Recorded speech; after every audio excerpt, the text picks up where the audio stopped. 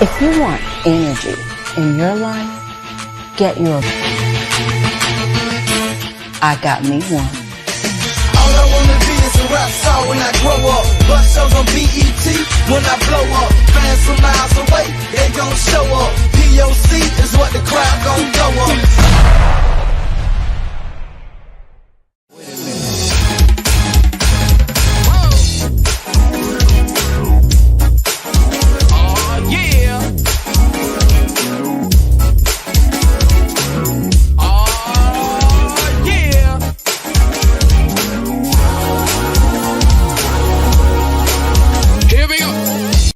One right here on the Saxahontas Show with me, the Queen of Crazy, Goddess of Sexy, and the First Lady of Cool. Yes, I'm crazy, sexy, cool, baby, just in case you didn't know. So sit back, relax, and get ready for an extra, far from ordinary, quite legendary, ahead of secondary, this very revolutionary show. And as always, stand firm in peace, solidarity, and with purpose. Probably heard of Jack Daniel, but you may not know of a man named Nathan Green, or Uncle Nearest, as he was called in Lynchburg, Tennessee. Nearest was born into slavery in the early 1820s. Once a free man, he became the first African-American master distiller when he went to work for his friend, Jack Daniel. And until people didn't know, he was responsible for teaching Jack Daniel how to make Tennessee whiskey. Fawn Weaver, founder of the Nearest Green Foundation, uncovered the long-forgotten story and is now sharing his history, not only as Jack Daniel's first master distiller, but also the man that helped launch an American icon. There is even a new whiskey honoring the legacy. This one's not made by Jack Daniels, but it is a Tennessee original, just like Nearest.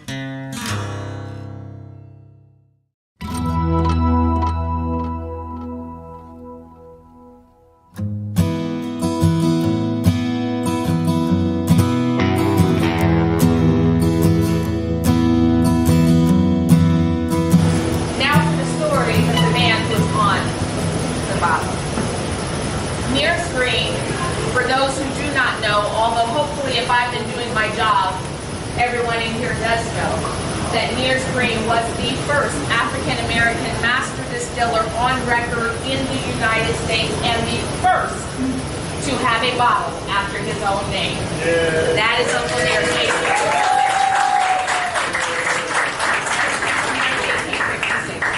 And the way I came to the story is Clay Rison, a part-time whiskey reporter, part-time civil rights activist, if you will, from Nashville. He received I'll tell you what he told me. He received sort of a degree, and he did a little research, and there was literally nothing online about this man. This was in 2016. But the more he dug, the more he realized there might be a story. So he started digging into it, and he put out the story in June 28th, June 25th, 2016. I was in Singapore, and I know that it was meant for me to read the story because when I'm in the States, I don't read the New York Times. But every time I travel internationally, I read the New York Times, and it was on the cover of the New York Times. And I looked at it and I read the story and I said, if there is any truth to this story, it is one of the most remarkable stories in African American history to have never been told. And if I have the opportunity to tell it, I am going to do it. So for the next, I don't know, a little while, I was trying to convince my husband to let us go to Lynchburg. Now, I assure you, and every black male in here can tell you, we don't want to go to a city called Lynch anything. I want to go to Lynchburg. He's like, I'm planning Paris. We can go there by way of Lynchburg. So we go, and I wanted to interview the descendant of Nearest that was in the New York Times. So I pick up the phone and I call him. Very easy to Google him. He's 93 now. So he didn't realize the Yellow Pages was now all online. I knew his address, I knew his telephone number, I knew his cousins. And look in this, we think there might be a movie in this. Do you mind if I come down and interview you? And he says, well, I'm 92 years old and I can't tell you where I'll be in 2 weeks. Door, and I knocked on the door, and he had this surprised look on his face, and I thought, well, maybe I should call first. He is 92 years old. His wife later told me he was expecting an old white lady. So apparently, but we sat down and we began to talk, and as we were talking about the story which he knew nothing about. He didn't even know how he was related to Nearest. All he knew is that his mother told him he was somehow related, and he heard what Nearest had done. He heard that he was this distiller, but he didn't know anything more than that. So the longer I talked to him, the more I realized, well, I'm not going to get any new information here. So I began asking about life in Lynchburg. I began asking about what's your experience. Again, the name is Lynchburg. And he's, at the time, 92 years old. And he starts describing this wonderful city, talking about them because they all live side by side, they work side by side. There was an equality among them, which I couldn't quite wrap my head around because it was called, I hate to say it, Lynchburg. Like, I remember all of these different things.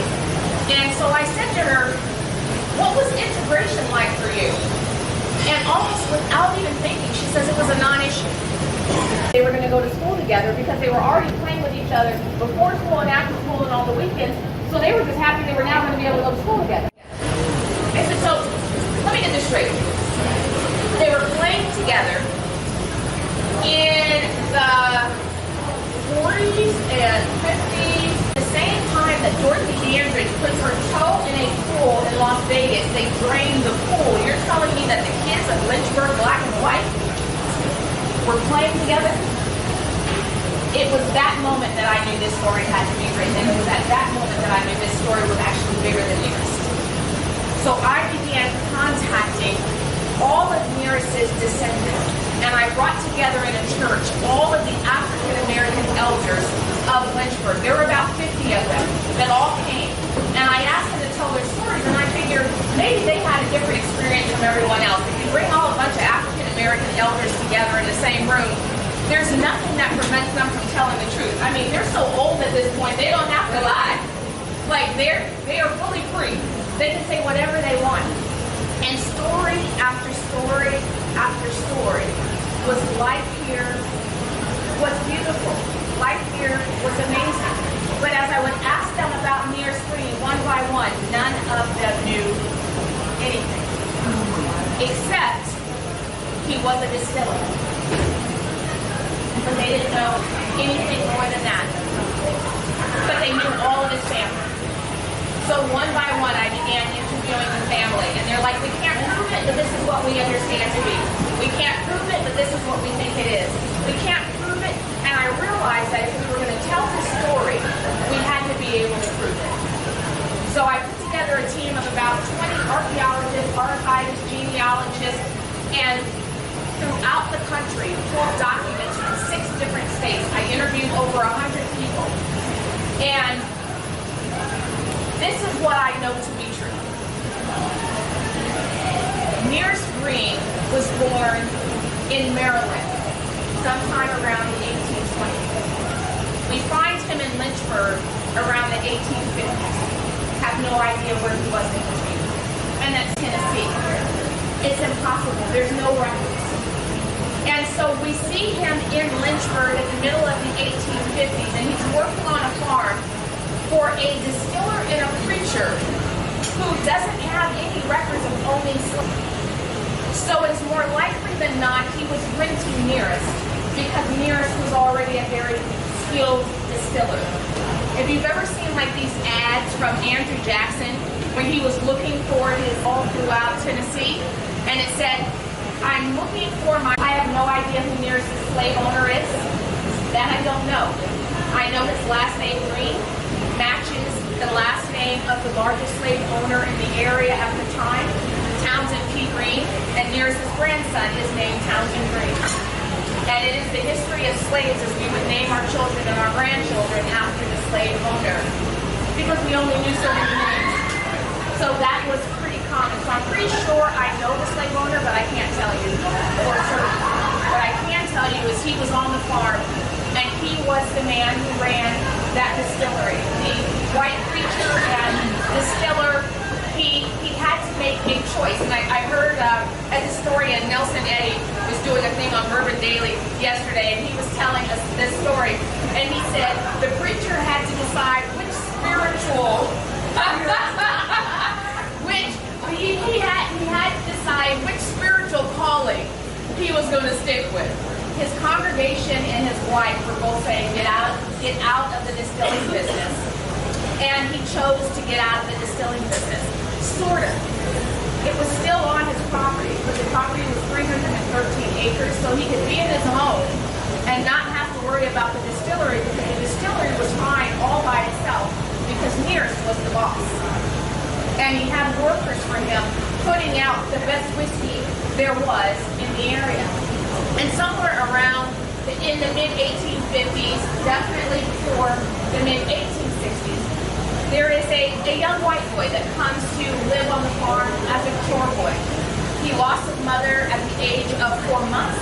He was the 10th child. So it was not an easy upbringing for him. He had to figure out pretty early on how to fend for himself. So he began to work at this local farm, and he began to work for this preacher as his wife. And he'd go fetch water from the well, he'd milk the cows, he'd run after the pigs, he did everything that a chore boy would do. This little boy's life was not privileged. And always see the smoke coming up through the holler, down on the other side, and say that. And over time, he proved himself to be as young and as little as he was to be a great worker. So finally, the preacher and distiller said, listen, I will show you what's over there. If you want to know how to do what we're doing over there, I'll show you that. So he takes him over there, and he introduces him to his book says, a coal black Negro. And he says, this is Uncle Nearest. He's the best whiskey maker I know of. And the preacher asked Uncle Nearest to teach the young boy how to make whiskey his way, which was what we now know to be Tennessee whiskey. And as the years go by, this young boy becomes this amazing entrepreneur and businessman, and he'll take the whiskey and he'd go out and he'd sell it to the soldiers. And as he got a little older, he would take the whiskey and he'd take it out and sell it in the general stores and sell it in all the different stores. And he became, as little as he was, he never grew to over 5'2". As little as he was, he overcame all of that because he was just this brilliant business mind, and he knew what he wanted, which was for his name to go around the world. After the Civil War, he began his own distillery on that same property, which if anyone has done it or read any interviews that I've done, we own that 313-acre property where Nearest taught the young boy and where the preacher and the distiller were. And the original distillery was there. And he put his name on it, and he put his name on the jugs. And as time went on, he went and he purchased a distillery location that had better water flow and all the rest of this good stuff down the street. And Nearest decided to retire. He decided not to go to the new distillery, but Nearest's children, 3 of his boys, Louis, George, and Ott, Louis, George, and Eli, all went to the distillery. Then George's children, Charlie and Ott, would later join them. And they continued to help the young man to build this business. And over time, his name would travel around the world, and he would be known as the most famous whiskey maker in the world. You, of course, know him to be Jack Daniel. And the young African-American slave, not young, old, his mentor, his teacher, his first master distiller, his story would be lost in time. Until now.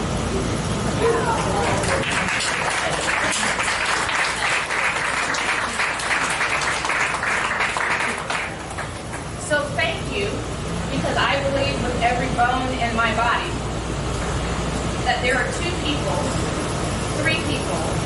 7 who have been playing puppy tricks with this story.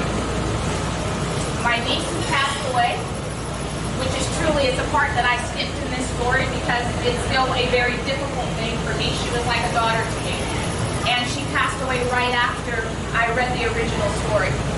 And the true reason why I dug into this and why I found myself in Lynchburg is because I didn't want to grieve. And the easiest way not to grieve was to find something to dive into. So I dove into this story, but I believe the reason why she had me on this story is because I think she got to heaven and she saw one little white man and one really tall black man. And she said the distinction that it really is worthy of having, and I believe that she said to them, have you met my Auntie Fawn? She will tell this story, she will tell it with honor, she will tell it with love, she will tell it with respect. And she will make sure that the world knows who your stream was, but she will make sure that it is told in such a way where she builds the legacy of Nearest without harming the legacy of Jackson. And every single one of you in here, I want to thank you because when you leave here today, you will continue to build the legacy of Nearest without harming the legacy of Jackson. Thank you.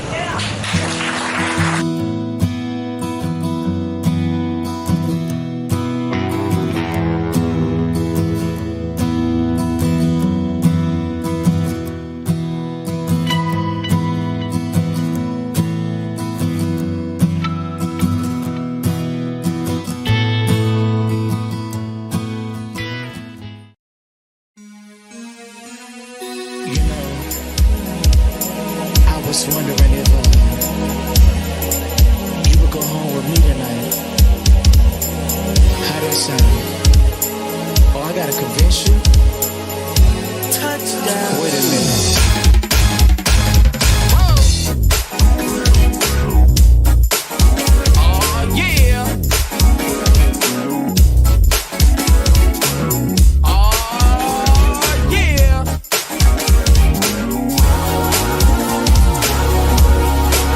Here we go. Take a look at me, baby. Am I everything that you need? 'Cause looking at you, I can see you're everything that I want. A sweet lady.